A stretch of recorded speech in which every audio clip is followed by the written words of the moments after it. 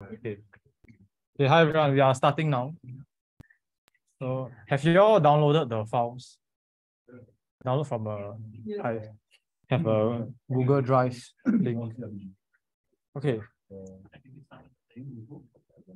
Yeah, so I shared with you all the hackmd, but the hackmd is just text form of what we'll go through in case you want to go back and refer in the middle of the session later. Otherwise, you can just close that one and follow the stuff here. It should be good enough. Okay, so before we start, those that just came, please scan the QR code to take attendance on NUS Sync, and I will give an overview of what we'll cover today.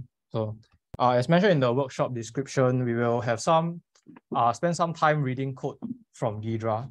So Ghidra is a decompiler, and we'll take a binary and put into Ghidra, and we can get the decompilation. But the thing about reading the compiler code is that it has gone through some optimizations by the compiler, and also I have stripped all the symbols from the program. So there will be no function names and no variable names. So that's the tough part, and that's what we will do today. We will learn how to effectively and efficiently read through this code and sort out which code are not so important and which ones are more important for us to focus on.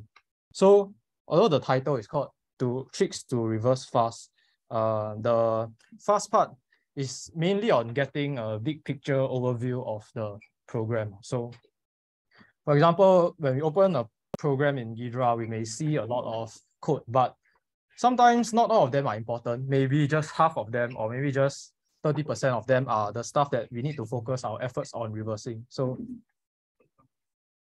today we will focus on seeing how we can narrow down which part to focus our efforts on. But this may not be very fast also. So if you are looking, later we'll look at a program that is written in Rust, and that one, there's a lot of boilerplate code by the compiler and library functions. So that one, even if you are fast, maybe you still have to take half an hour or 1 hour to reverse. So maybe fast is also not very fast, because sometimes reversing you need to spend hours or days. Okay, so after today's session, if we are able to identify the interesting part of a program, then later you can start to apply techniques such as dynamic analysis techniques, such as doing instrumentation with Anger or Frida, or using Z3 to write a solver for to do a key generator, for example. So these things we will not cover them today.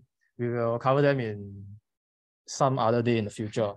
So today we'll focus purely on static analysis, just reading code. We will not write any code, and we will not use any tools other than Ghidra.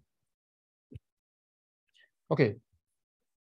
So now that we have all settled down, we can now create a new project in Ghidra, and import this first program that is in the one warm-up folder. So if you are new to Ghidra, I will show how to do it.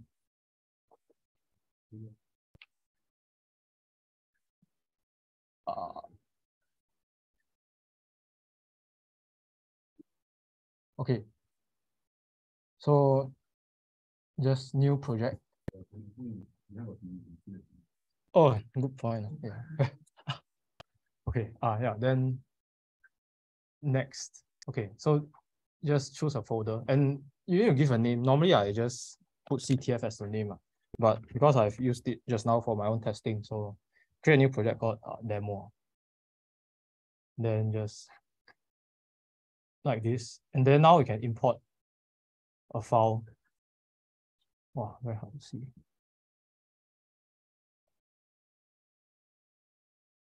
Okay, so in this over here, I have included the source, but don't encourage you all to look at it. We will look at the source later at the end. So now we just look at the compiled version.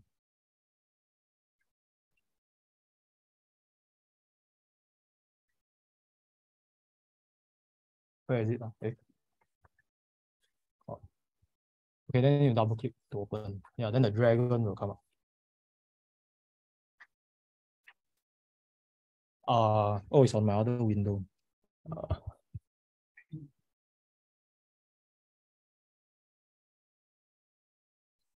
Okay. Okay, then you'll get this analyze window. Analyze, yes, and then oh, then there's one more. Okay, yeah, just continue on everything. Don't need to choose anything by yourself.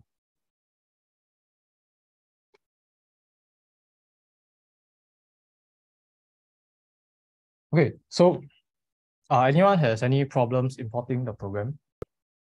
Okay, if not, then we will continue. So the first question is, where is the main function? Because I said just now, the program is stripped, so there are no more function names. So the first step is to find main.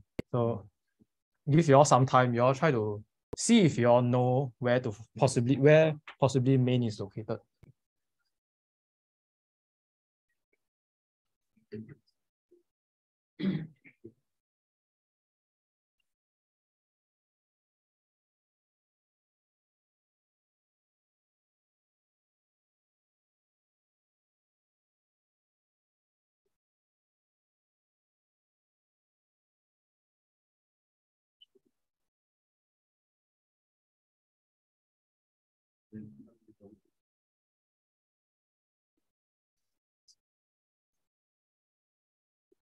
Okay, I'll continue. So now I'll show where we can find main, because that's our starting point.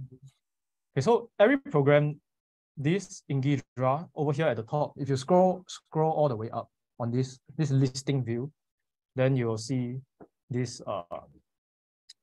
program headers. And one of them here is the e-entry header. So it's the entry point of the program. So you double click and you can come here. And you can also press G, and then you can also press enter in where you want to jump to. So in this case, G entry will also bring us here. Okay, so here we have this libc start main, and this is a libc function, so a library function. So every Linux ELF program will have this in the entry point. It will have a libc start main with a function argument and some more arguments, and that's about it. So this is a call to the library, so it's not what we care about. And if you look into here, if you double click into this, you'll see some code, and there are stuff like print statements and getting user input and so on. So by guessing, we can guess that this is the main function. And if you have symbols preserved, then this is really the main function. So now the first thing we can do is you can click on this, the function name, and press L, and then you can rename it to main. So next time, if you want to come back to main, you can just press G and enter main. Okay. And then press enter and it will come here. So for example, if I go somewhere else, like back to the entry point, and if I want to go to main easily, then I can just type G and main.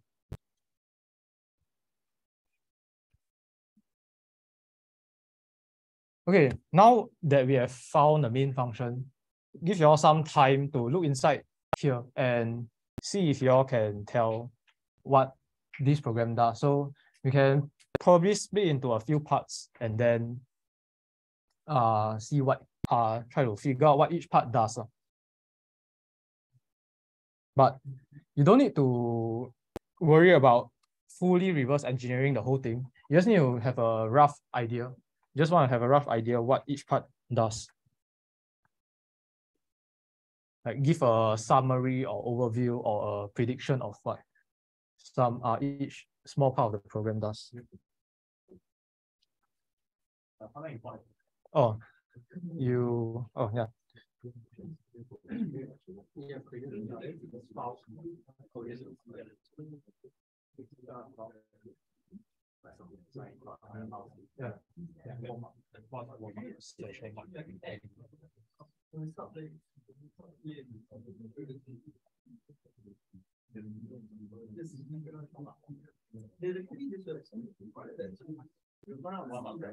Yeah.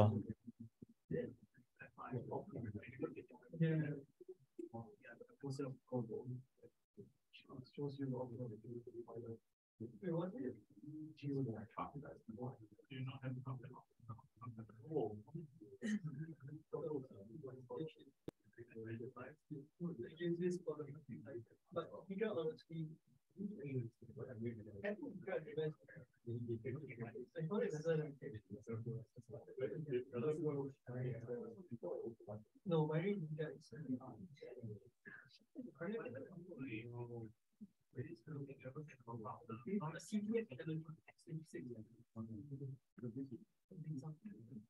Okay, we'll continue in about 4 minutes, so just take some time to look at this.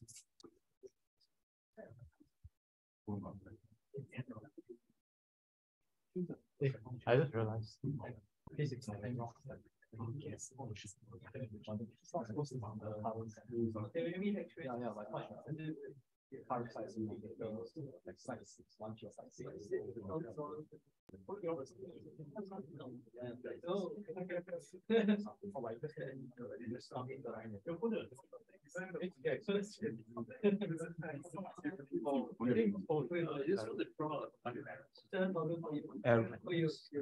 Oh, you're using Mac.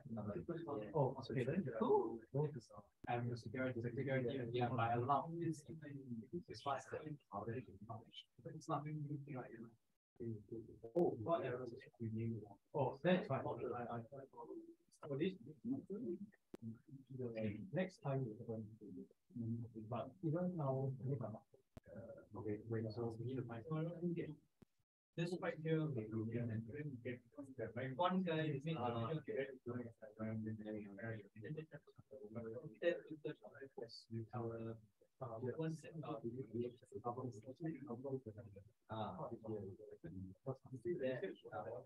one guy made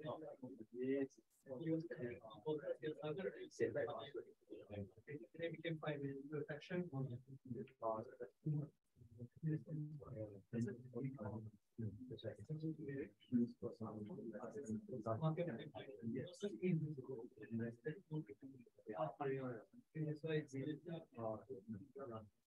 If you compile to wait,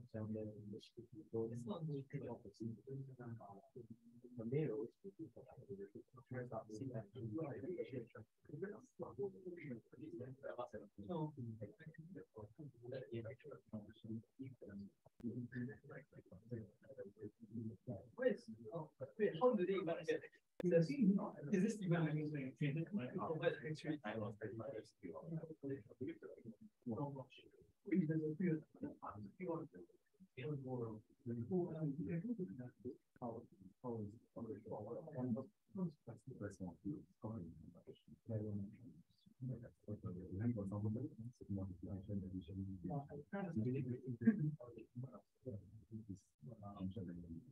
This is what I'm using the second. Yeah.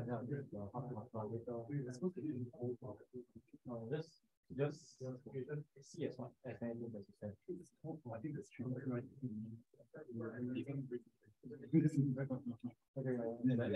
Then after day you can either finish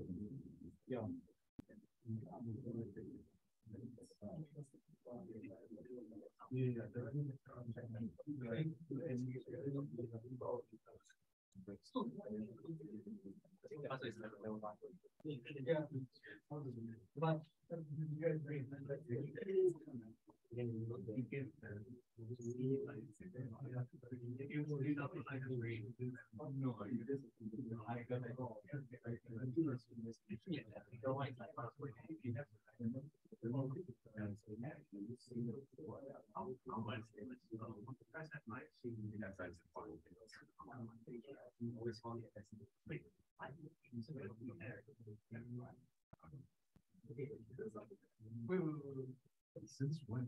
Because I think separate this by ASCII or is it? I think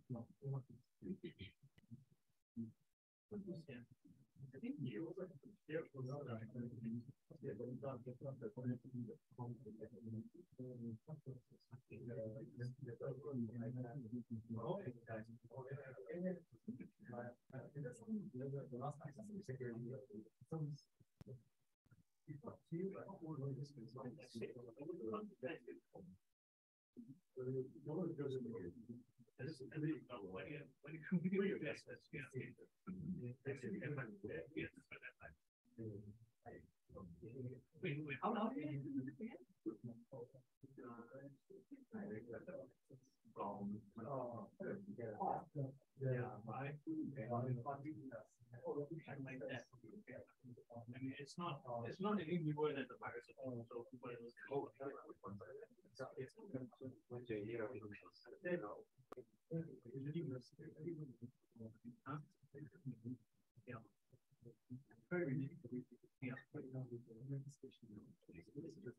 Like just taking it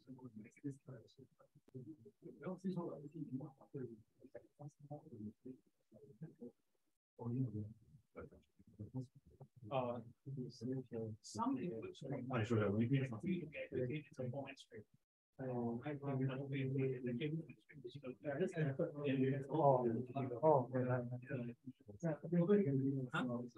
No, the schedule. The format string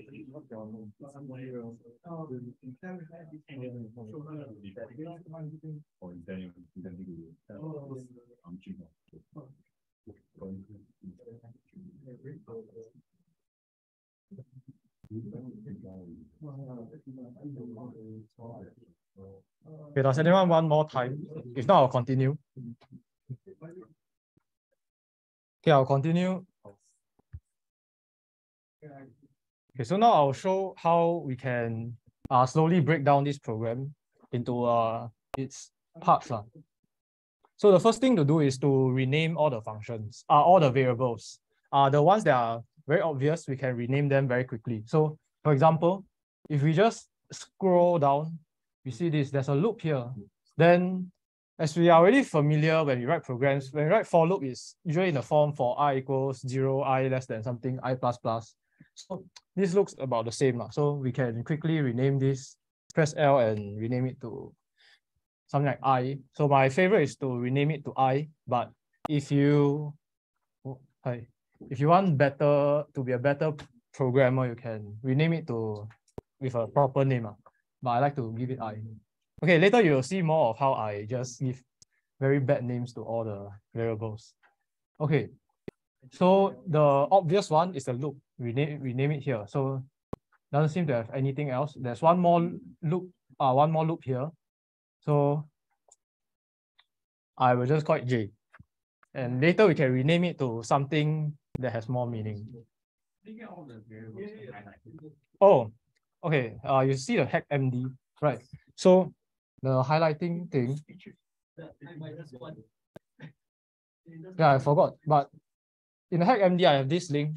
You should go to this, follow the instructions here to change some settings so that when you click on a variable, it will highlight all the same variable. So you see everyone in the comment, they say, how come this is not the default setting? So we all wonder. Okay, then next, we can see what is the next obvious thing that we can rename. So over here, we see there's a scanf. And if we how scanf works, bigger, how to make, any idea how to make it bigger? Can no, eh? Okay, I think I'll mess up my settings. Just reduce the resolution. Oh, yeah. Okay, never mind. I make the font bigger. I try see.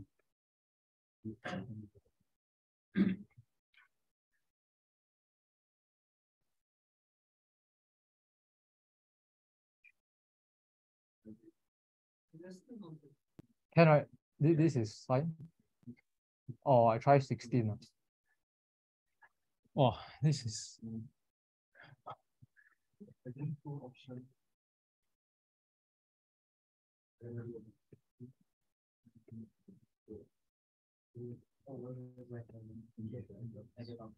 Okay. Is this good enough? Can I? Okay. Okay, so scanf. You can go and check the how to use scanf. So you can search for it, and then you see it takes a format string like this, %s, and then the buffer where you want to write the input into. So this thing tells scanf that we want to read a string from standard input and then store the string into this string1 array. Okay, so we can double click this and we'll see that it really is some % something s. So this %63s means that we'll read 63 characters from standard input. So right click this, and then we can do data, and then string. So if you want, you can change your settings to, I change it such that I can just do A, then it will turn into a string. But I think you have to change your settings to do that. I forgot already. So next is, we know that this is the where the string is stored. So we can now rename this. So because we know that it's expecting a password, so we can call this password. Then next, you see here, strlen. So this function just gets the length of the string that is input, given in the input. Then now we can rename this as len. So we really are just following all the functions and renaming all the return values and the arguments. Okay, so now string compare. So in case not everyone is familiar, also you can type man to open the man page. Okay, actually this is not very nice. I like the other one more. This. Okay, so it says it takes in 2 parameters and the return value is 0 if the strings are equal, then not 0 if the strings are different. So this is the result of the comparison. So usually I like to call it CMP. Then if it is 0, means that we have given the correct password. So the first password that is expected is hunter1. And then if the password is wrong, then it will say wrong password. Okay, so now we have went past the first part and we can continue to the second part.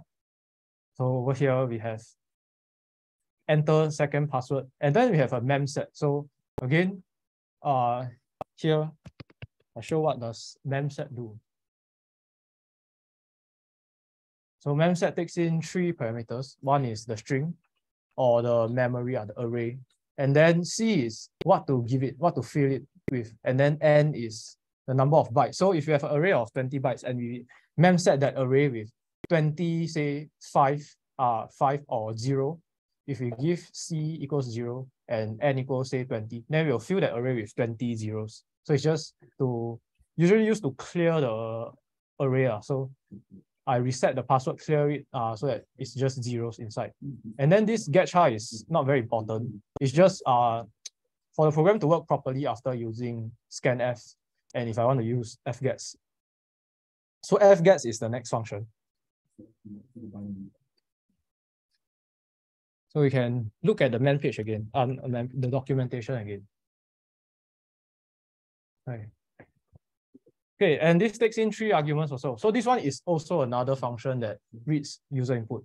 So we have, again, the user input, the array to store the user input, and then N is the length that we expect.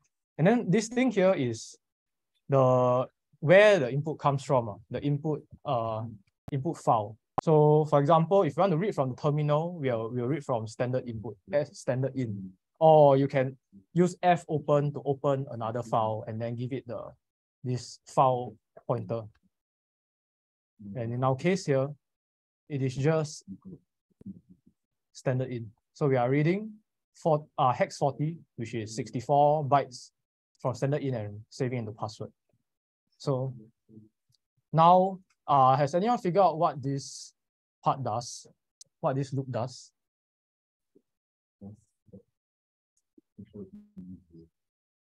It's a for loop that looks very short, but it does one important. Yeah. So we have j that starts from 0, and then it will just keep incrementing until it reaches, because the end of the string will be a null byte. Because in C, strings are null terminated. So when we reach the end of the string, it's a null byte. So we'll just keep adding 1 until we reach the end of the string. So this is actually just the length of the string. So this is the manual way of computing the length of a string.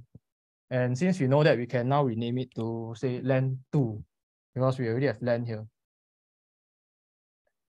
Okay, then does anyone figure out what this part does?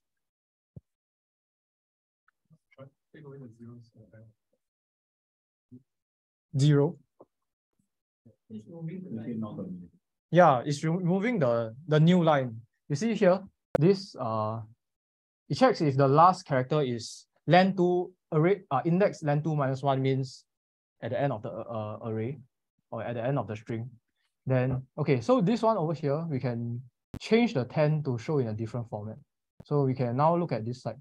So you have to find the line. So you can click on this line and you try to find, okay, this may not be very obvious, but if you are familiar with hex, then you know that hex A is 10. Then we can right click and convert to char. Then on this side, you will change to a character. So we can see now it's a new line. But if you want to reverse fast, then of course you should remember that 10 is a new line. Then you don't have to go through this conversion. Then another one is \r. That one is the Windows one. Because carriage return and new line. In Windows, there's \r/n. So \r is 14 and \n is 10. So if you remember these two, next time you see them, you immediately know it's the end of the line, the new line. So what this does is it checks if the last character is a new line, then just change the last character to be a null byte, because effectively what is happening here is just that we are stripping the string, stripping off the new line. Like in Python, we'll do something like strip to remove the new line character at the end. Or in Java also .strip. There's also this thing. Okay. So over here, it checks if the length is equal to hex 10, which is 16. And then there's this loop. So can someone tell me what this loop does? It measures out the yeah, XOR with it to do a simple XOR encryption. Okay, so nothing much going on here. We have already renamed them. Now this part looks very straightforward. Just a for loop that iterates through the password and do an XOR on each character. Okay, then now we have memcmp. So just now we have seen string compare. Now we'll see memcmp. But they are mostly the same, just that memcmp has an extra argument. So over here, there'll be the first block. First argument is first block and the second block to compare. And then we'll give it a length, because unlike string compare, memcmp, we can try to compare for the length that we want. String compare, you can also do that with a variant called strncmp, but behaves a bit differently, because the strcompare or strncmp, it treats the arrays as a string, and they'll assume that they end with a null byte. So they will just keep comparing until they reach a null byte that says that it's the end of the string. But for this one, for memcmp, it will not make that assumption that the memory will end with a null byte. So this is just a small difference. Okay, so again, it will check if compare equals 0. 0 means they are the same. So what we are doing here is just, we are taking the encrypted password and we compare with this block. So over here, you see that, why is it comparing with numbers? So because the compiler assigns, so the compiler, in my C source code, I define this as a string, but the compiler wants to optimize things. So it will write 8 bytes into the first 8 bytes of the array as a number, then the next 8 bytes. So a 16-byte string turn into 2 8-byte numbers next to each other. But you can tell Ghidra that it's a string. So now you can try Ctrl-L or on Mac, it is Command L to retype, change the type. So because we know that it is a char array of 16 characters. So how do we know that? Because we are calling memcompare on just comparing 16 characters. So we know that it's a character array of 16 characters. Then we can do this and turns into this form, which is not very helpful. But if you notice, the ampersand here is gone. So now Ghidra is treating it as a different type. So now this is treated as a character array. Earlier, it was just treated as two 64-byte numbers, which are two longs. But now, if I retype it, it will turn into one single thing. Just that Ghidra still sees it as being assigned this way. Okay, anyway, we know that this is sort of the correct value that we want to compare with. So we can rename this to something like correct. Then now it's more readable. Okay, so if you still want to see, because over here, you may see that it looks a bit like ASCII values. If you are familiar with the ASCII values, you'll notice that our ASCII values, if we look at the ASCII table,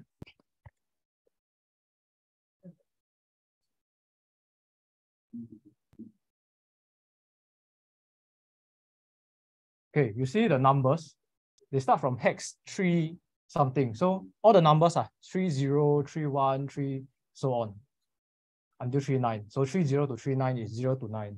And then alphabets, uppercase letters start from 4. So it's 41 until 5A. So this is also something useful to remember. 4 to 5 is uppercase letters. And the ones that start with 3 are numbers.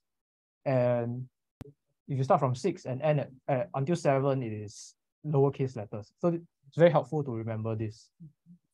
Okay, so when you look at this, it kind of looks like ASCII, just that it's not really also. Okay, it's not. Okay, never mind, it's not. There are some 11, 1, 1. 1, 1 is outside of the number or letter range. So, okay, because it went through XOR, so it won't stay in the number, digits or letters range. Okay, never mind. Okay, so now we look at the, sorry, we were looking at this one, not this. Yeah, this one. Okay, so if you want to look at the string version, you can hover over this, and then it will show you in the string. It will do you'll convert these key values into their characters. But it's looks quite random because it is the password XOR with hex 55. Okay. If you are interested, you can go and solve for what the password is, but that's not the highlight, not the key part of today's session. So you can do that in your own time. We'll move on to the third one. So the third part, again, we read a string from using scanf, and then we have the length. Okay, then now you realize that sometimes we have, when we decompile, sometimes you'll realize that there will be a variable that just takes up the value of another variable. This sometimes happens because the compiler wants to convert the value into a different type. For example, this one, it was unsigned long, because string length returns an unsigned number. Then because here, probably because when I wrote this program, I wrote int, which is signed. Then the compiler will create a new variable here that is signed instead of unsigned, like this one. Okay, but seems like it's just a length, so we call it length, give it an underscore. Okay, then you see that it's the similar pattern. You'll compare with another block of memory. So I'll rename it correct too. So if you notice, at this point, you may notice that actually every time when we see memcmp or string compare, the first argument is probably your user input, and the second argument is probably some target value that we want to compare with. So we can always rename it in this way, because the memcmp is only useful if we compare one thing that comes from the user and another thing that comes from the programmer. So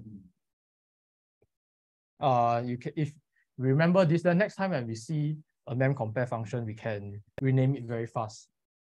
Rename the variables very fast.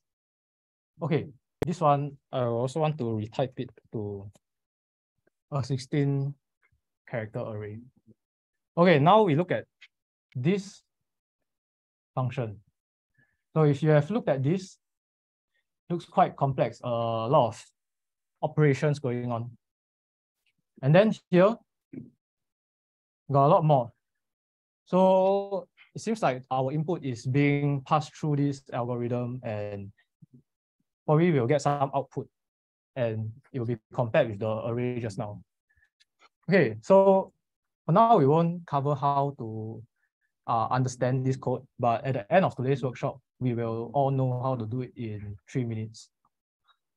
Yeah. Okay, so this is the warm-up.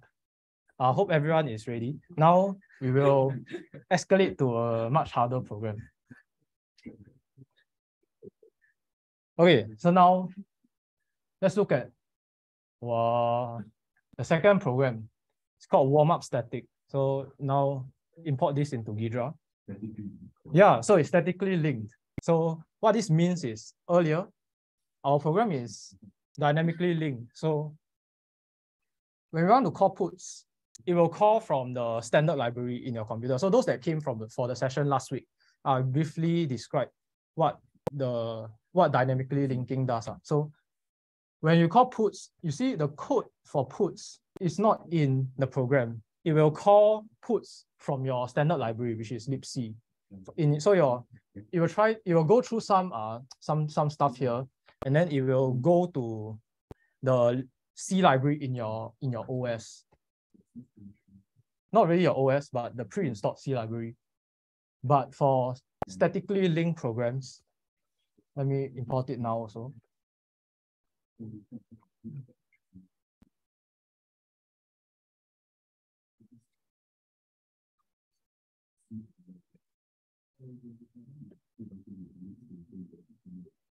Okay, this might take some time to analyze, because what statically linking means, we will include all the code for all the library functions into a program. All the functions that are being called by this program. For example, we have puts. So now by statically linking, it will copy all the code for puts.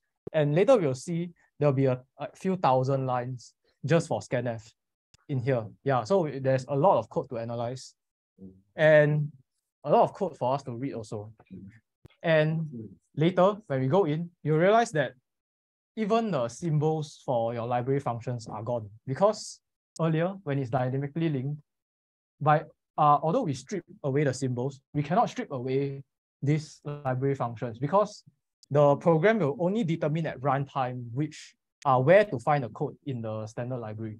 But that's why the name must be there, so that the linker can know how to find the function in the standard library. But now that we are in a statically linked program, the code they're all copied into here already. So there's no more need to find the code in the standard library, which means it can just freely delete all the symbols. So just now, if you remember this one in the entry point, it was libc start main. Now it's gone. But you remember that the entry point always looks like this, and this is the main function. And actually, these two are the exact same program. Just one is compiled statically and one is dynamically. And as you can see over here, in the statically linked version, all the symbols are gone. So now is where things get much harder. But I will now share some useful patterns to realize, so that it's actually not that hard. Okay, so for learning purposes, it can be useful for us to just compare between two of them. So now, give you all some time to look at these two programs side by side and then rename the functions. Because although they don't have the names, you can just take the names from the original program.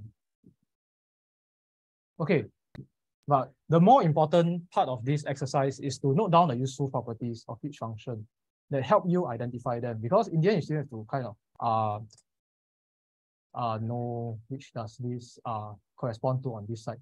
So it'd be good for you to note down the useful properties. For example, the first one is puts, and I can tell that it's puts because it's at the not puts, printf. Yeah, it's printf. So the first one I can tell is printf because it takes in this string, and over here, this function also takes in this string. So I can know that this is printf. Okay, so now I'll leave you all to do this for the rest. And take note of the surrounding code and try to notice some patterns. So a useful hint is either the code surrounding it or the strings surrounding it or the arguments given to that function. Okay, we will continue in 4 to 5 minutes.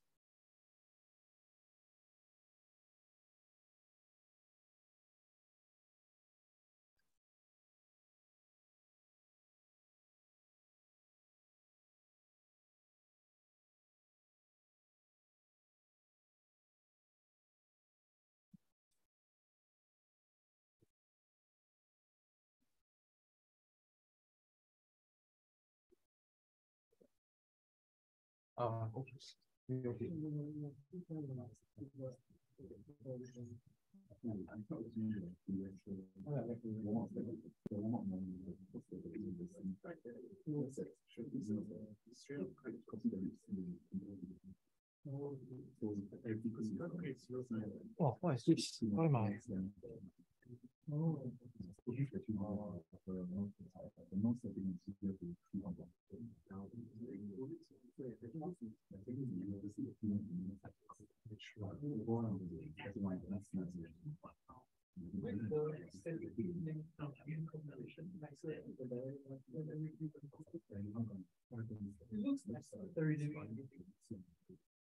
For example, like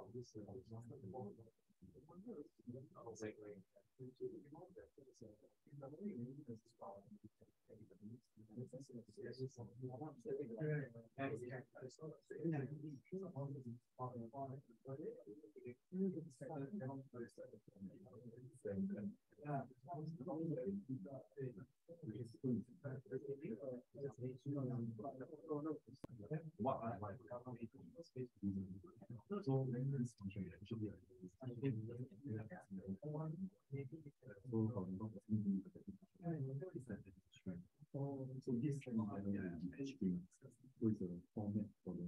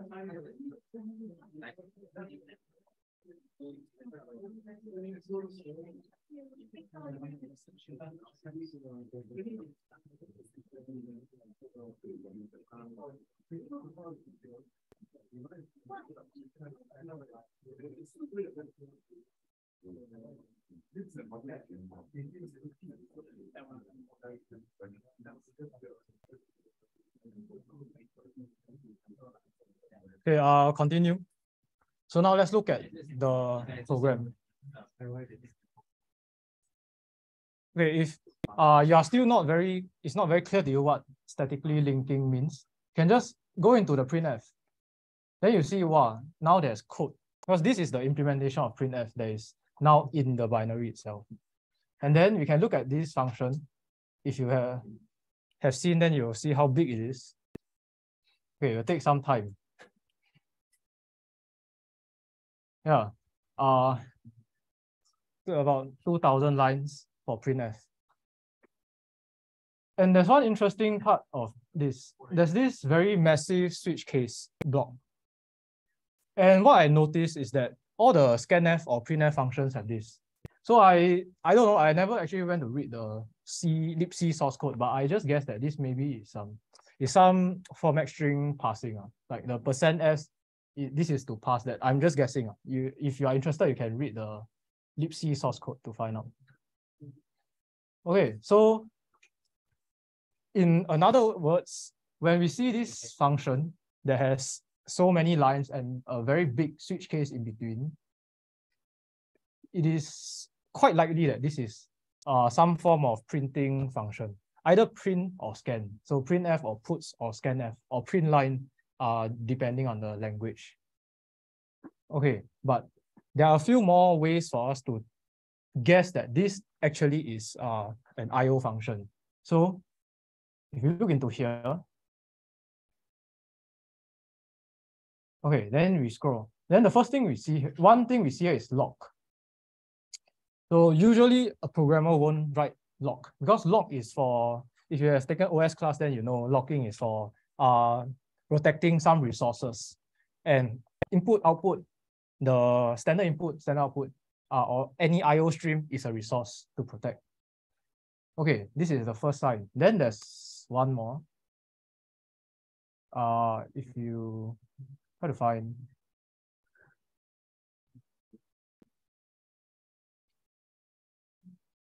Okay, try to Control F. It's not here. Okay, it's in the previous part. Maybe in here. Oh no. Okay, I wanted to show there's a syscall, but cannot find it. Okay, maybe we'll see it later. But if you see a syscall or a lock, then it's very likely that this is an IO function or library function. And now we have to guess what library function is this. Then since that's why I just now asked you all to pay attention to the surroundings. So since the argument is this, even if you don't have the previous binary that tells you which function this is, we can just make a guess that this is maybe we don't know. It's called printf. Then we can call it print. Okay, so now you may have the question, why will there be statically linked binaries? So if you know Golang and Rust, they are all statically compiled. So if you want to reverse a Go program or a Rust program, it is like this, but with even more stuff. And Rust doesn't, I don't know, but I don't think they have dynamically linked. I think so. Not that I'm aware of. Okay, now we move on to the next one. So this one, if we refer to this, it is a memset. But if you click into it, it is this thing again. This thing, it should only appear for dynamically linked functions because this is the some way to resolve the function. So I went to read up a bit about it. I think this is some Linux stuff that is a bit beyond the scope of today. But in order to get the code for this one, we have no choice but to use a debugger and step through it. And then we can only get the code. So I won't cover that today. Okay, so if we don't even get to see the code, how do we know what this does? Okay, so if we can't see the code, we can only know what this does by using a debugger. Then we set a breakpoint, then we see what happens. But there's also a way. You see there are these three arguments. One is some array, and then a number that is 0 and hex 40. Usually, most likely this is memset because we will call memset this way, right? We will give it an array, and then we'll ask it to clear 64 bytes in the array. So if you have seen enough code that uses memset, you can just guess that this is memset. So here's where all the fast reversing comes. Although we don't see anything, we cannot see the code. Or if there's or there may be a lot of code, but we can use all these, make all these guesses. Okay, then next, this one. So we see the first argument, it is this thing, %63s. Immediately, I can just guess this is a scanf because only scanf does this. So if it comes after print, it's most likely scanf because it's reading the input. Okay, then next one. We have a function that takes in one argument. Oh, this is this thing. Okay, never mind. Don't want to dive deep, but okay, this one is a function that takes in one argument, and the return value is compared with some number. It is very likely that this is string length because if you take in a user input string, so I should rename this to input. You take in a string and you give it to one function that returns a number that is being compared with one number. It is very likely this is string length. There's very few other functions that will be used in this situation. So you can also just guess that this is string length and rename it to length. Wait. Oh yeah.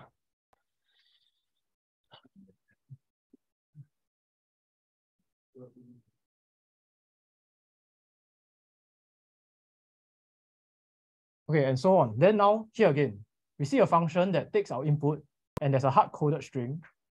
And then the result is compared with 0.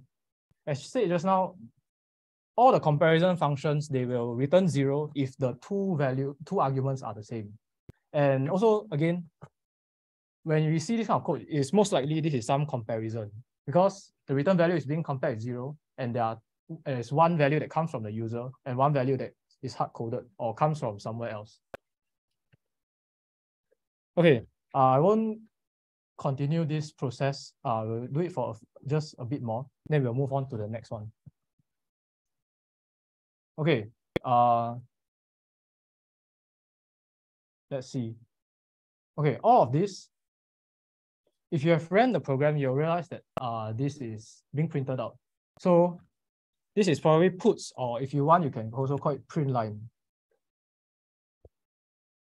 So by doing all this guessing based on the argument and how the return values are used, we can already recover a lot of the function names. Although we are not, although we don't have them, and when we go in, there may be a lot of code like this, but it doesn't matter because we can guess based on the surrounding stuff. Then if such as, for example, this one, we know earlier that it is get char.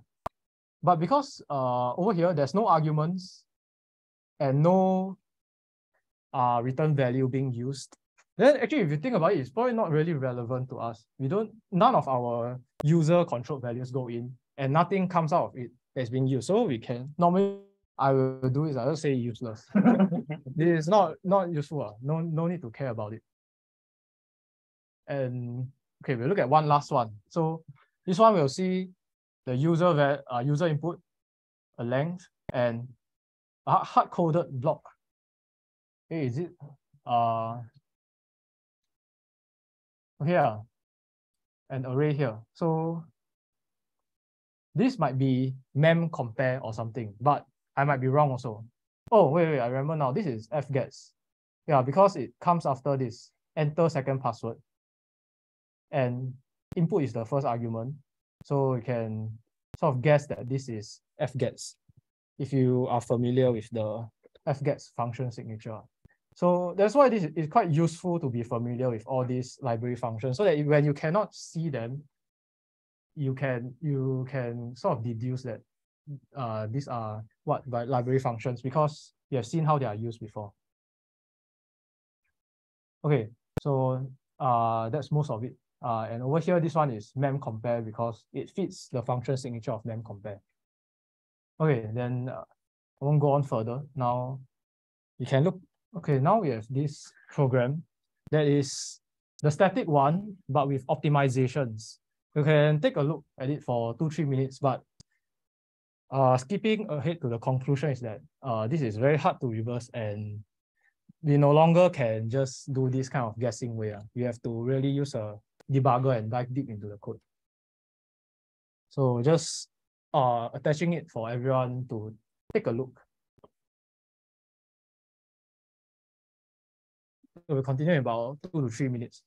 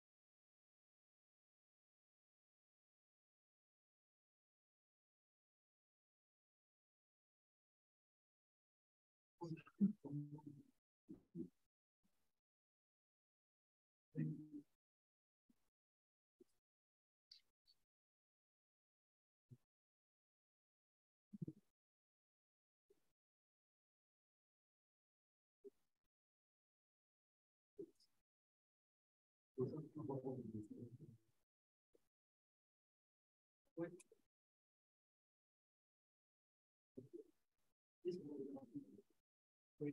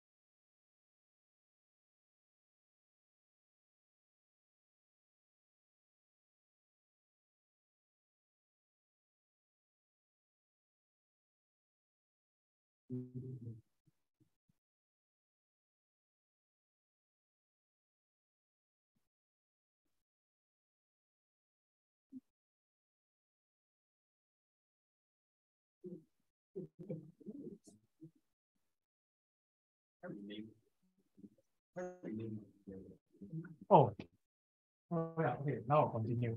I'll show, I think everyone will have the same problem. Okay, so I'll continue now because I forgot that there will be this problem. I don't know why in this optimized version, Ghidra doesn't even recognize this as a function. It's an undefined function. So what we can do is we can click on this. And over here, you see that it's this part, 15C0. Then you press F, then it will define as a function. Okay.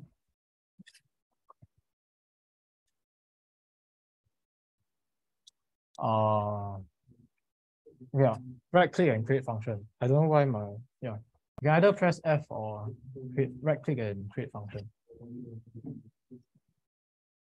Yeah, then if you try to compare with the previous dynamically linked one, you realize that some parts are different already.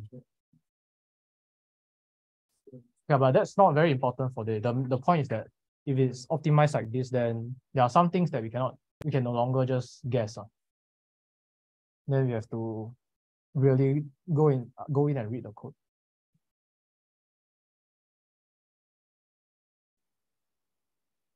Okay, okay, now we will look at the next program, which is the hello program.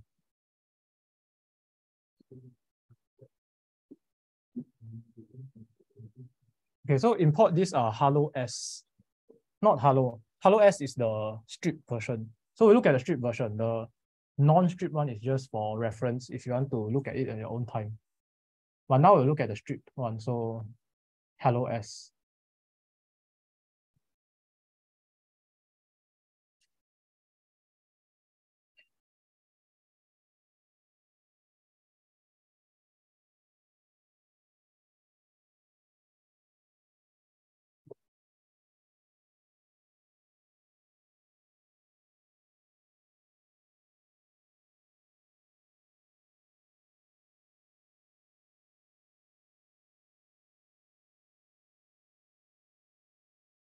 Okay, this program is quite big because it's a Rust program that is statically linked. So you have a lot of the Rust error. Rust has a lot of error checking code. So a lot of those inside here. But if you have a Linux environment, then you can run the program.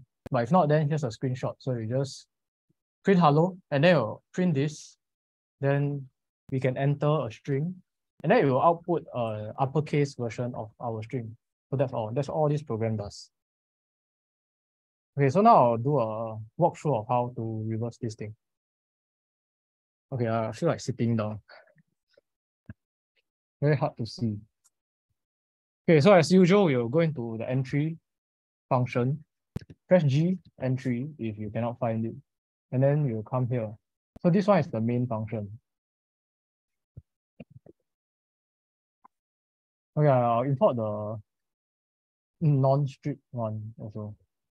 So that some things we can compare immediately.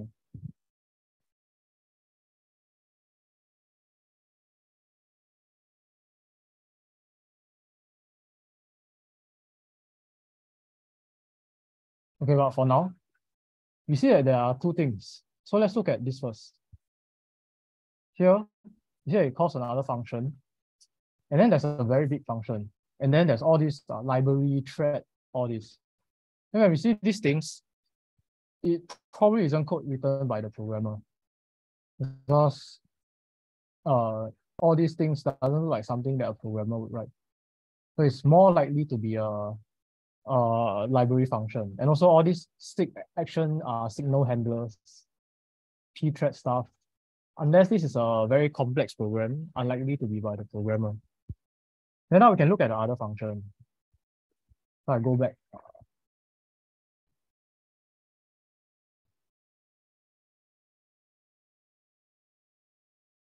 This one. Okay, now this one makes more sense because it has all the strings that we saw just now. Hello, say something. So this one would be the main, the actual main. But just now we have already had a main, so thing is still loading. Okay.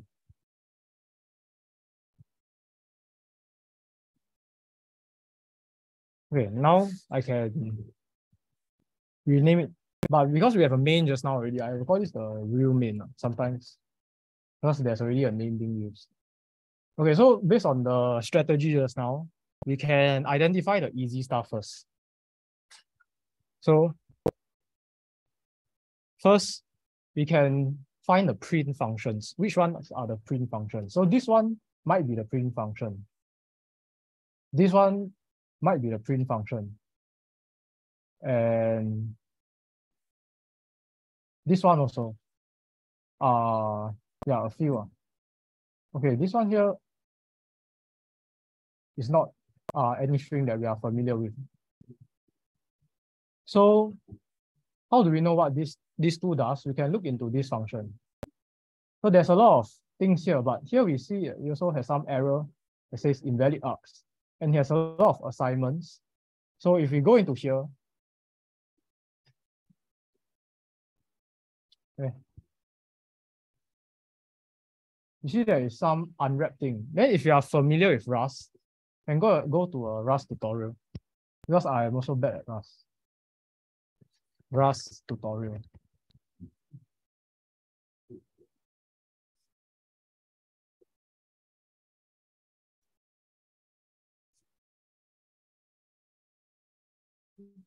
Okay, and the program I just copied from here because I really cannot write this thing.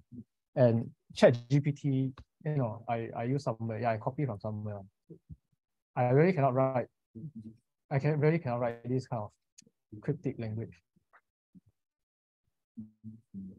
Okay, but you see, Rust, something it does is it will always have this kind of error checking thing. It's a very familiar, common thing in Rust. So we always see this kind of error message, blah, blah. So this is probably some error checking, but we cannot tell for sure yet.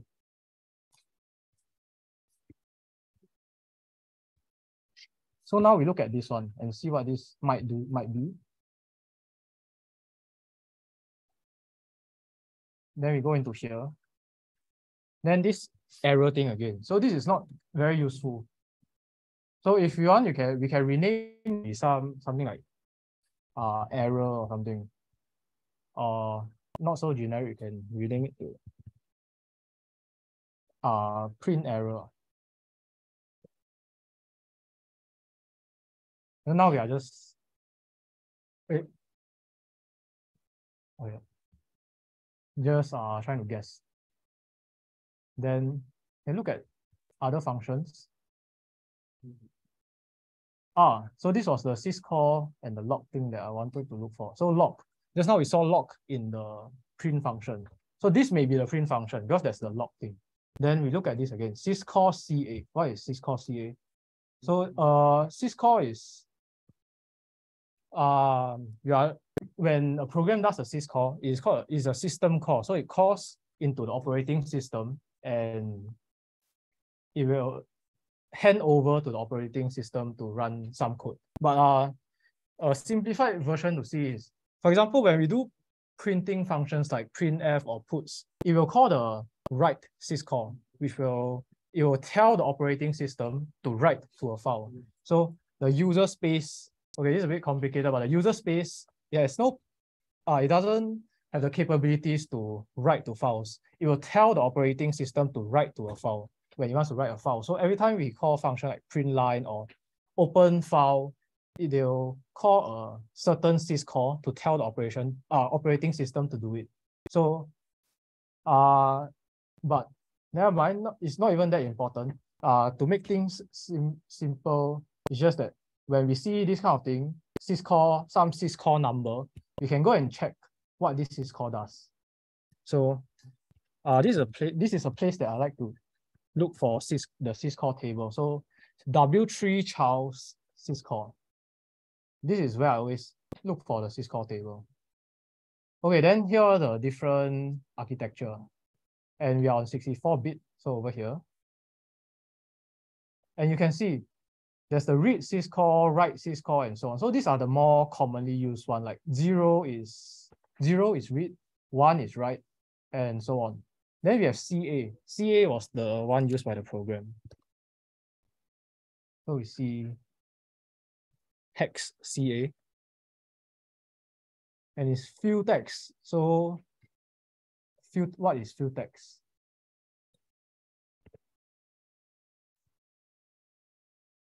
Over here, it says fill text is locking semaphore, what. I also don't know what it does. So the key thing seems to be that it's waiting until a certain condition because it's used as it's like a mutex, but I saw somewhere it says fast user space mutex. So it's just some mutex. And just now, as I said, mutex things to do with locking. It has to do with some resources, and IO is a resource. The file is a resource. So this likely deals with some resource, which probably is the file, which probably is IO. So knowing this, we can just guess this is print line. Yeah, this is really how I do my reversing every time. This is the real thing. And it has worked a lot for me. So really just try to look for the lock and the syscall. If you find them, then this is either print or read. Yeah, so this is how to reverse fast. Okay, then so the first one is not printing, apparently, but it takes in an argument that comes from the first function. So if you try to like draw an arrow, this thing produces something for this.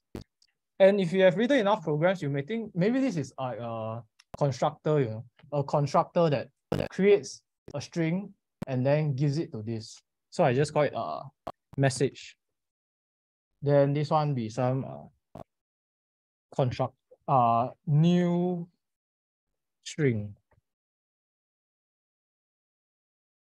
Okay, but if we look at the unstripped version, you realize that I'm quite wrong about this. Okay, so now I'm at the unstripped version. If we go to the entry point,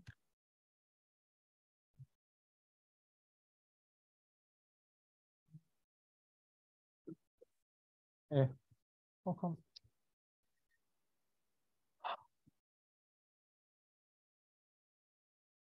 Oh, weird. Why am I?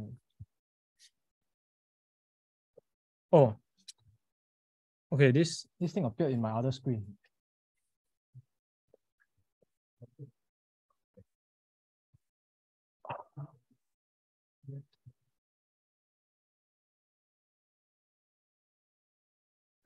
Wait, let's go to entry. This is the unstripped version. So if we go to entry, wait.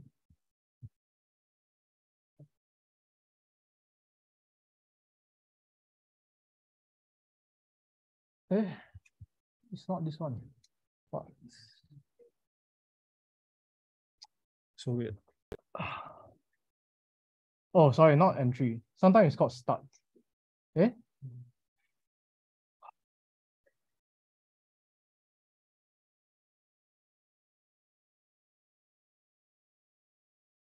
Okay, never mind. We go back to the stripped version first.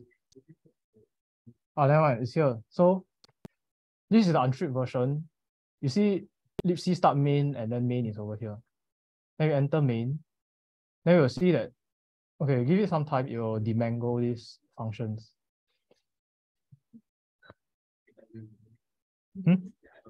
Oh, you will. Wait a bit. Still decompiling.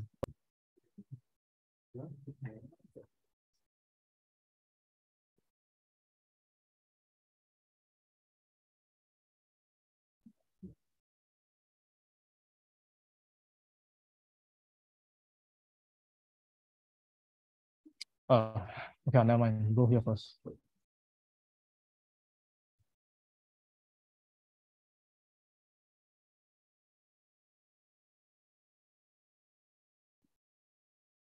Okay.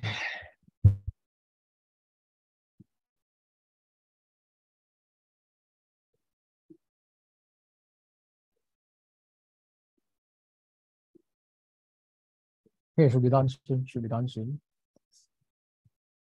You rename. So it demangled the. This is called demangling.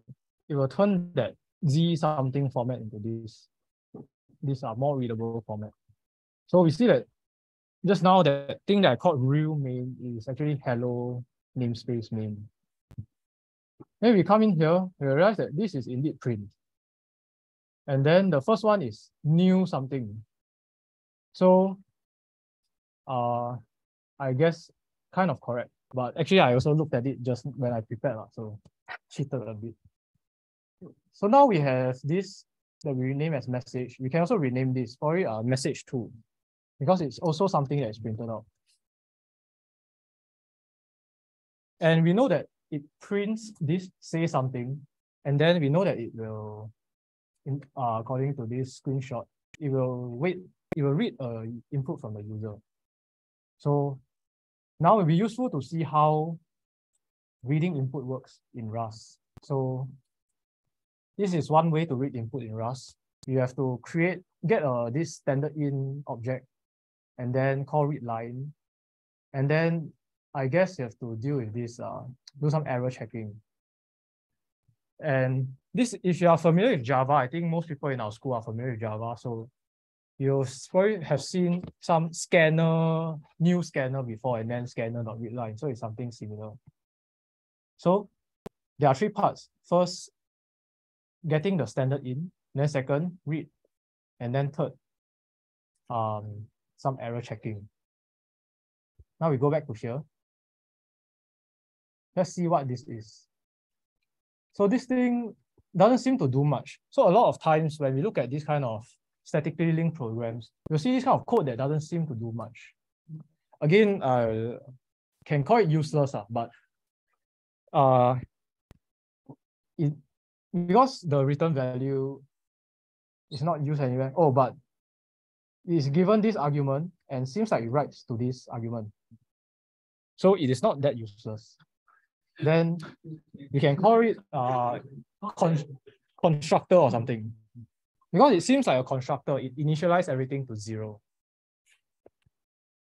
So we call this constructor, and this will call it something. Then we'll see later what this something is. Okay, then this. Look at this again. Then we go lock and yeah, just have lock. And syscall CA. So this is standard in.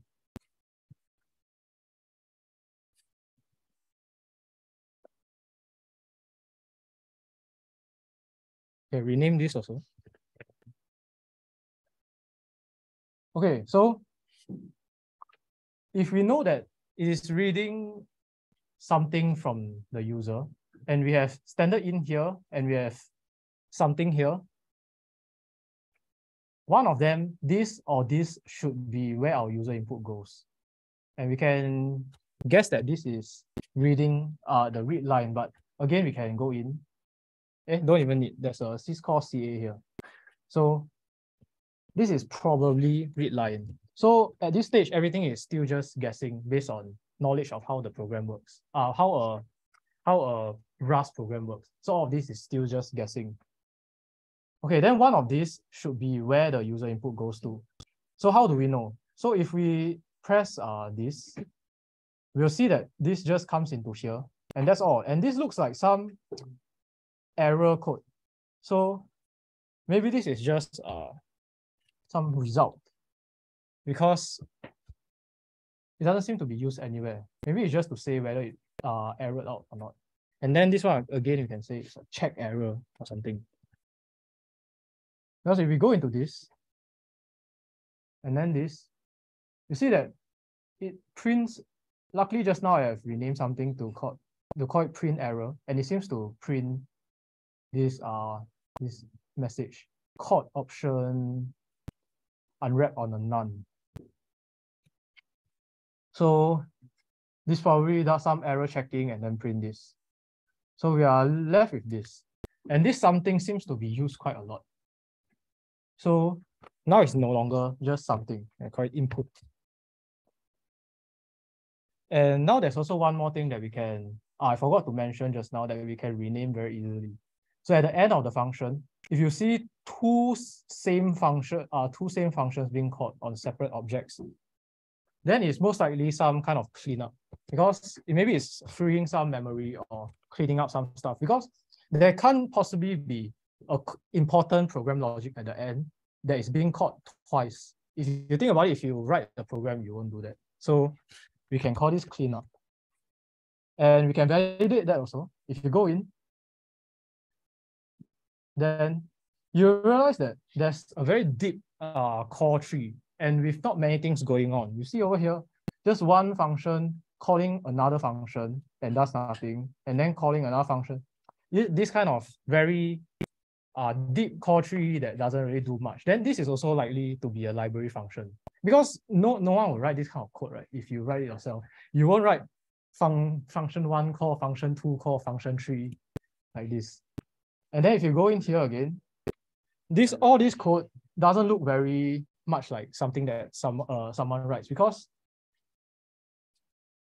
this function just compares two things and then check is equals 2 and like this.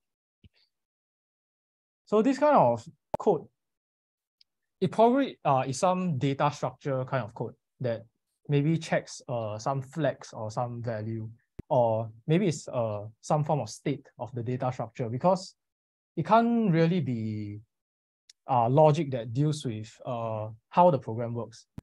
It's too small, you know, and it only checks very specific values like 2.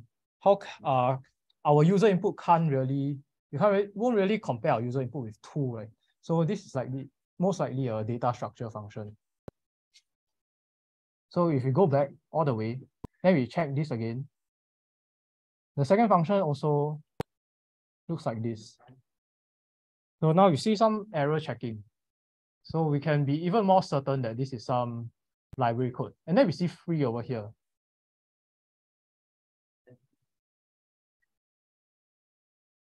Okay, so to summarize, if the same function is called at the end, it's most likely some form of cleanup function, destructor or memory freeing.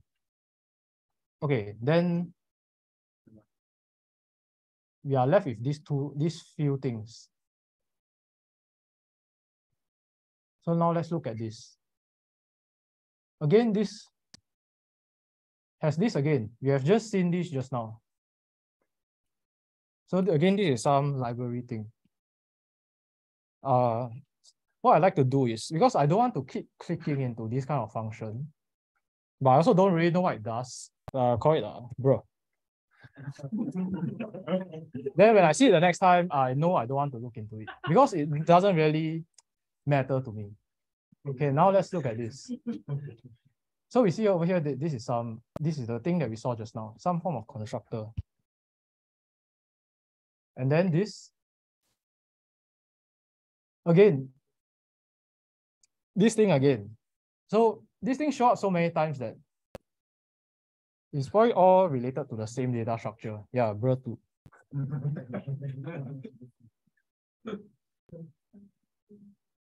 And then this. Then this thing doesn't seem to do much, just moving two values into RAX, blur tree. And so on. Yeah, this if you click into it, this is even worse. Yeah. And this is the same thing again. This kind of if statement that doesn't seem to be doing much useful work. Yeah. Okay, then look at this. Okay, now this seems to make more sense. Why? Because this will only make sense if we are familiar with these two values. So remember the ASCII table. 6A, 6.1 and 7A. 6.1 is A, 7A is Z. Then we also know that this function, this program, it converts the input into uppercase. So this cannot be blur. This is, if you work it out, you realize that XOR 20 will convert it to uppercase. So this is to upper.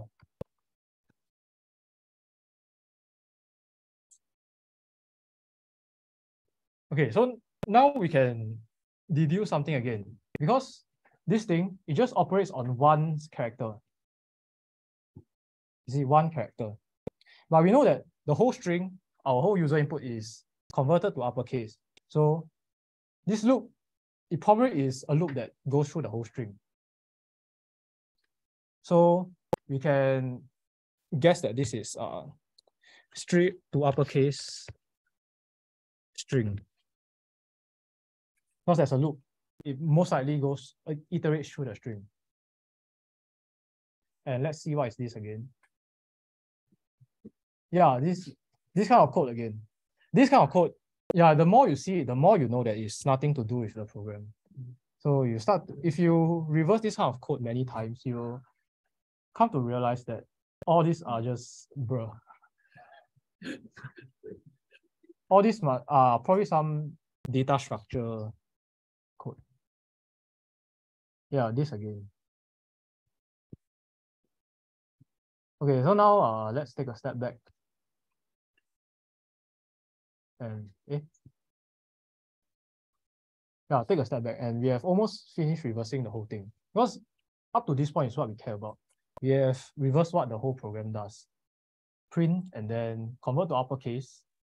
Then this is very likely to be the string that is printed out in the end. Why? Because this thing is not used afterwards. This alva is not used afterwards, but this local 68 is used here. And then a return value is given local 20. And then this local 20 is used here in new string that probably creates this thing. So you see that there's a flow from here to here to here to print. So it's very likely that this is the uppercase string that is being printed out.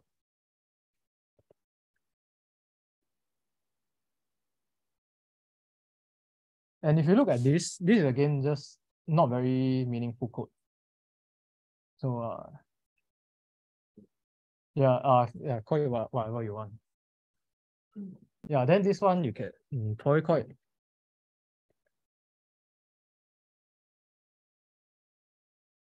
uppercase input 2. And then this one you can call it 3 if it helps. Okay, so now let's look at the unstripped version and see what it actually is. So all of these are nothing special. This expect was the one that I mentioned just now that does error checking. And this thing drop in place. So you see that it's in the alloc namespace. Alloc means allocation. So it's in the allocation namespace. So this drop is something like a destructor that destroys these two objects. Okay, so we might want to look at these two uppercase to see what all the bro actually are. So this thing apparently is some iterator, creates an iterator, and it's not very useful to us because it doesn't tell us anything about what the program does. So really quite not important. Then this one again, some iterator. And then here again, some iterator, but next.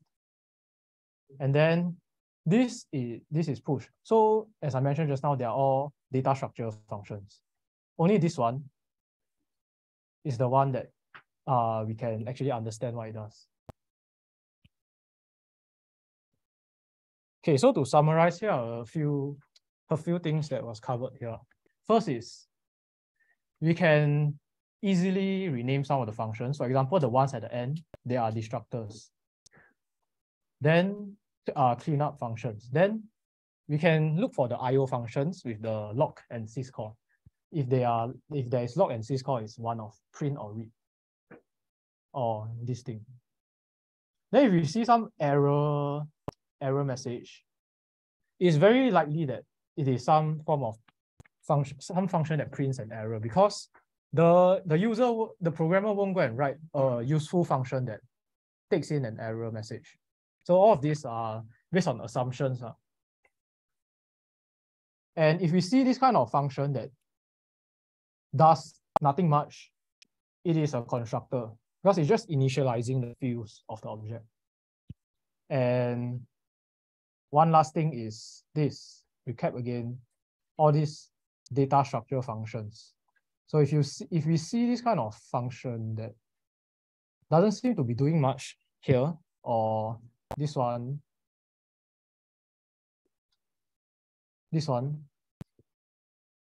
you realize that this kind of if-else statement is not very meaningful for the core program logic. Because if you think about it, you compare with 0, then you set something to false, something to true, and so on. It really is not very meaningful. So it probably is some data structure stuff. And the same for this one, that just returns it just returns itself, the argument. So by knowing all this, what we can do is we can, although we don't really understand what's going on at the start, there's a lot of code to read, a lot of code that doesn't make sense. We can, based on all these guesses and assumptions, try to guess what each function does. But we cannot be 100% sure also. So the next stage would be to use a debugger. Then you set a breakpoint before and after the function call, and then you see if it really does what you think it does. But we won't cover that today. Okay, so that's all for this first part. So now we have 20 more minutes. So I've written what I mentioned in this hackmd. If you want to refer to it later, you can. So it's a summary of what I gone through just now. Okay, so now we can look at this. Okay, I don't think we have much time, so we skip this. Now let's look at this. The second folder.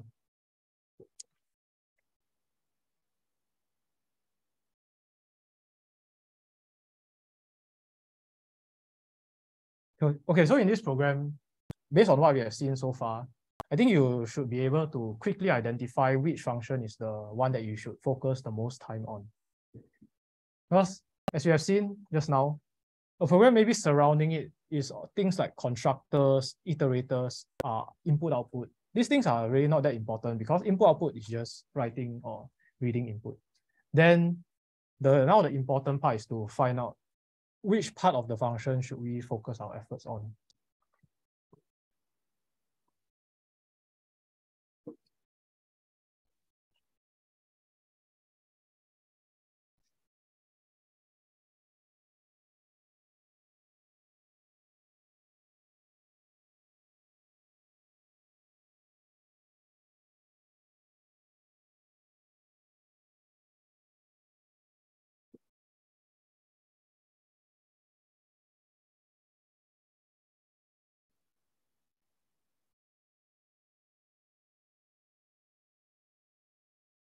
Okay, we take about 3 minutes.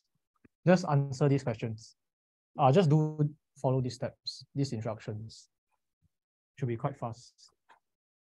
Don't need to reverse what that function does. So just need to identify which function contains the core logic, because I call this a ransomware program. So you probably encrypt some file.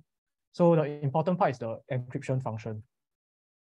So you have to find that function. If I run the program, does it encrypt my file? You should read the code to find out. Yeah. Yeah, after you read the code, you have the answer.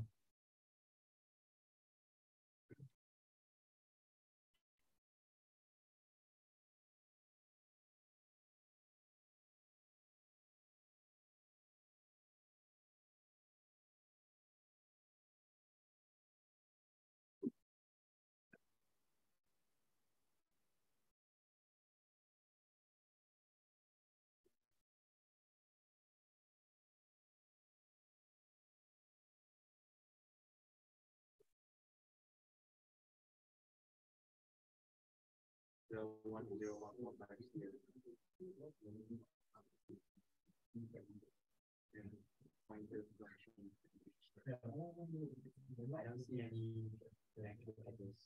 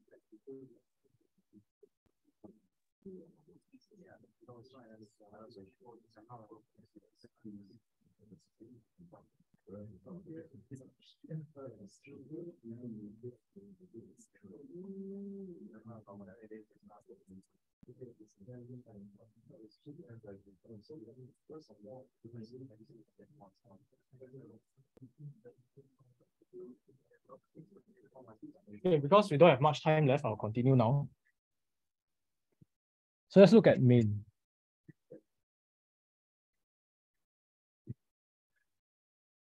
Okay, so this time we now have all the functions, so it should be quite fast for us to rename all the variables. So firstly, for the main function, the first argument is always argc, and then the second is argv. So first one is the number of arguments. Second one is the array of arguments. And Ghidra doesn't do this well, so you should retype it Ctrl-L and then char star star. It'll be much more helpful. Then it's like this. Now it looks way nicer.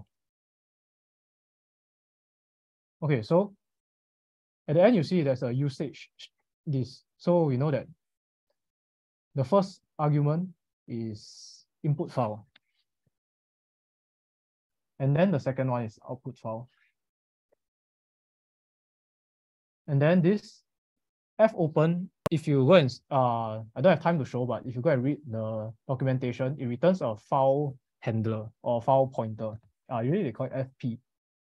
And opens it in read mode. So if you have written programs that opens files, you know that this, when there's R, is opening a file in read mode. And checks if it can open the file, and then opens the output file. So this one you can call it say out FP. And then this one you can call it in FP to distinguish them. And now we see that there pretty much is just one small part left.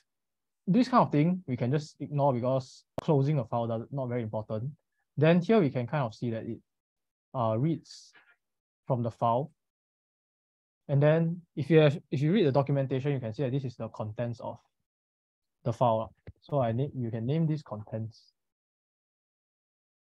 and the return value is the size that is being read. So how many bytes we have read from the file. So now we are left with this function. So if you notice, we are in a loop. So normally in programs, when we try to read a file, because we have a limited buffer in our program, here the array is just this big. Cannot read anything bigger than that, but a file may have more stuff, like maybe a MP3 file will have few MB. So this is not enough. So usually when reading files, we will have to call fread. Then based on the return value, you can check. So if we are reading so fread will tell you how many bytes it has read from the file.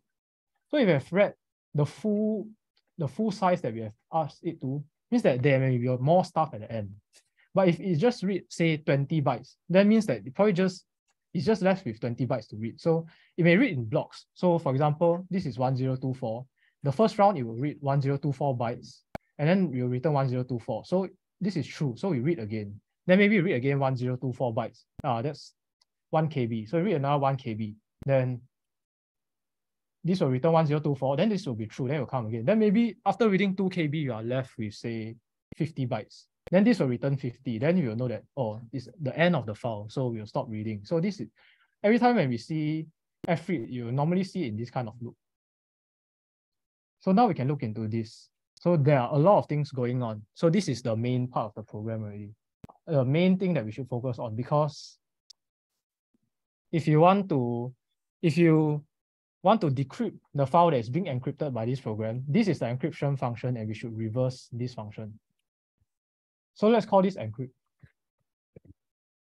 And based on the main function, we can know that the first argument is the contents. And the second argument is the size. And then we can start to go through the steps that we have went through just now. We look at loops. Quickly rename this to something easier to read, because local C is not very nice. If you read, just put I, it looks a lot simpler now. And then here, now you see over here, this contents is being accessed in this way. This is because Ghidra doesn't know that it's a character array. It doesn't know that it's an array of characters. It just thinks that it's a generic pointer. So the important thing that we should do is retype it to char star. Then now this looks way nicer. Just reading one character of the array and then doing some operation to it, and so on. Then similarly, we should change the counter for the subsequent arrays as well.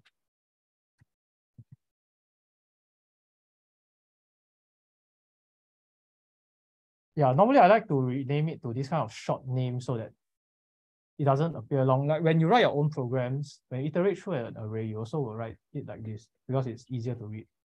Okay, then similarly for this, you can see that it's malloc. So malloc allocates this amount of memory, size amount of memory, and we can name this as buffer because it is probably a buffer of size, this size, and then stuff are being written into it. And similarly, instead of having it being a generic pointer, you retype it to char star.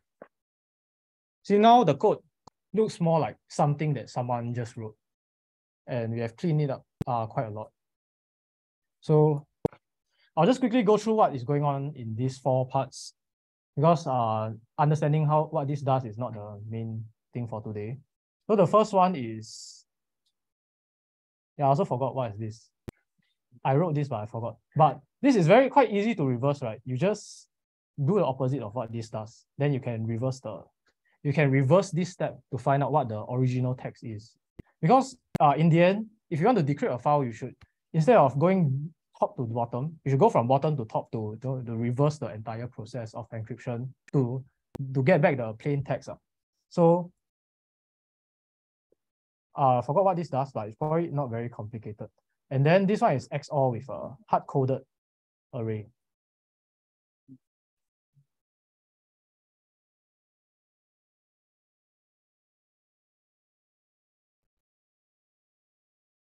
yeah, so you have to go into here. Then just a hard-coded array that is being XORed with the file contents. Because you see the file contents, it underwent some operations, then they copy into this buffer, and then subsequently all the operations are done on this buffer. Okay, so these are all quite easy to reverse because it's done on individual bytes. So when we identify these things, we can basically just leave this to the end. When we write our script to do the decryption, all these are stuff that we can just leave to the end because you know that it's not that hard to reverse. It's operating on the individual bytes, and you can just write the opposite of this to decrypt the ciphertext. So now we are left with this. So this is the hardest part. Because you see, all these things doesn't seem to make much sense. And this also looks quite complicated. Not very complicated, but some stuff going on. And it may not be very straightforward to reverse this. But let's clean this up first. So we have to look at the arguments again. This one is some hard-coded thing. Then if you are doing encryption and there's a hard-coded string, it's likely a key. So we can call this a key. Then we have the buffer, which is the transformed contents, and the size, and this is a new buffer. So I call this buff2. But usually this in an encryption function, it will most likely take in 5 arguments. First is the key, then next is the plain text, and then the size of the plain text, and then you may have an output array for the ciphertext because this encryption function has to store the encryption result somewhere. So usually it'll be done this way. You'll malloc some buffer outside and then give it the pointer so that this function later, when it encrypts it will store the output into this. So this we can call it ciphertext. So knowing this, we can rename the stuff here also.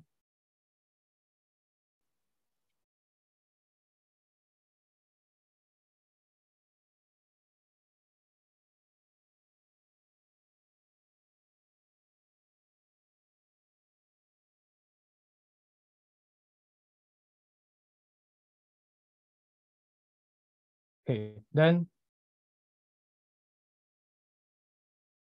this one is the key. And this is some array, something.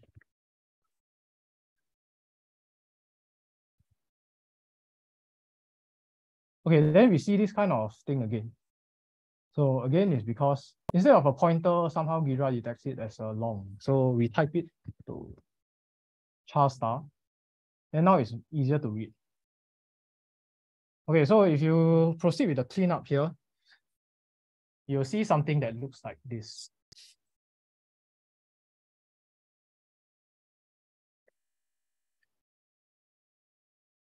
So there's this stream cipher called RC4.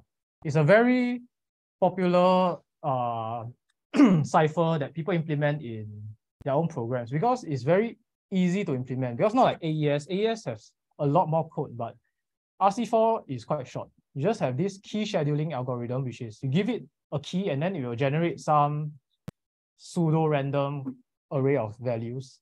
And then here, the next part is PRGA, pseudo-random generation, that is used to be XORed with your plain text. So key KSA, and then you can have a loop to keep generating pseudo-random values to XOR with the plain text. So this is RC4. So how to identify RC4 is quite easy. If you see an array that goes from 0 to 0, 1, 2, 3, 4, 5 until 255, and then you have something that looks like this, that also, you have 2 loops. One loop that goes to 155 that just assigns like this. Another loop that does a bit more, that involves the key. If you cross-check, they are the same thing. So this is the KSA.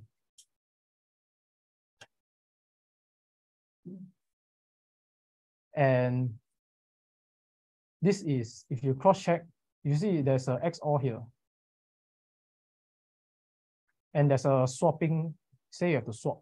So if you look at this function does a swapping two variables, contents of two variables. So you notice that this is just RC4. And if you already know that this is RC4, you can just write, copy paste some RC4 script like RC4 Python on GitHub. Yeah, copy paste, and then you can write the decryption with the key that you found. Okay, so that's about time.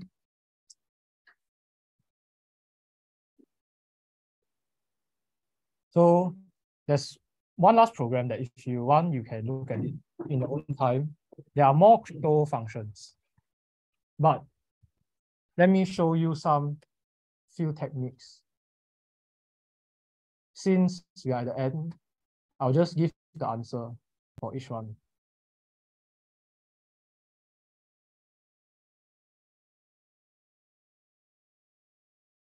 Okay, I think we can be quite fast with this.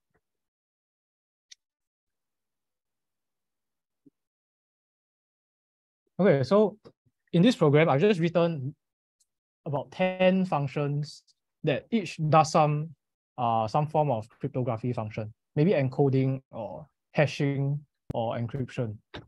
So you can look at the first one. This one, if you see a function that has a lot of references to a string that has A, B, C, D, F, G, and numbers and all that, it is most likely base 64 encoding. Also, useful thing to take note is this. There are some shifting and some logical end. So if you go and look up for base 64 in GitHub, some implementation on GitHub, you'll see that it looks like exactly like this. So this is base 64 encode or decode. So to find out whether it's encode or decode, you have to compare with the source, some implementation to find out. So over here it's the same. There's some reference to this kind of string. So it's very likely to be base 64, but you still have to compare with some implementation to be very sure. Okay, then next one is this. So this one, you see that the program checks if it is greater than 9, and then there's also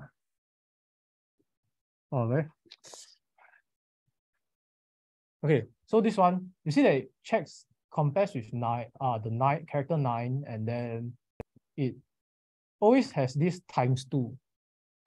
So this one is hex either encoding or decoding, because you know hex encoding, like hex 4.1 is A, hex 6.1 is lowercase a, and so on. So hex, they always come in two characters, right? So if there's some form of ×2, it is hex encoding. So let me show on CyberChef.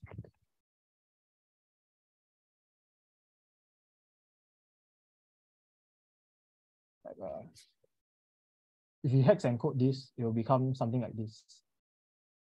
So a hex encoding function will look something like this. So if you see something like this, you can make a quick guess that it's a hex, either encoding or decoding. Similar for this one. This is harder, but this is probably harder. You have to have seen this code yourself once to be able to quickly identify. But if you see something like this, you know, the array, the loop count, the array index being incremented by 2, you can also guess that it might be hex encoding because it goes 2 by 2. So all these little things. Okay, then now we have this. So these are the magic numbers. And this is very nice because you see over here, you have this followed by this that does a lot more stuff, and this that does even more stuff. Seems quite hard to reverse, but it's actually very easy. Just take this, copy, and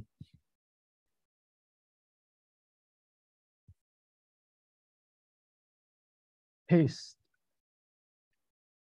Yeah, then you realize this is MD5. So this is just MD5. Very easy.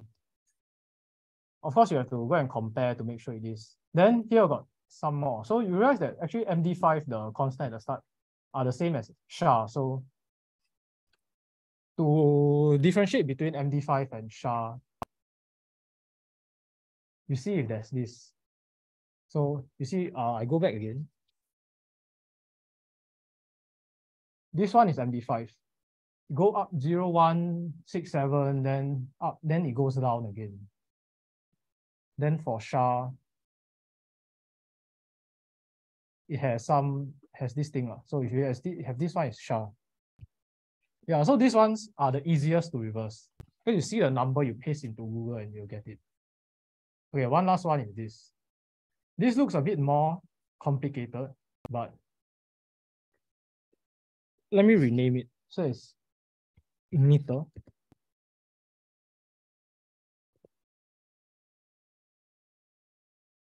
So this is, if you have seen this kind of code before, it is called binary exponentiation.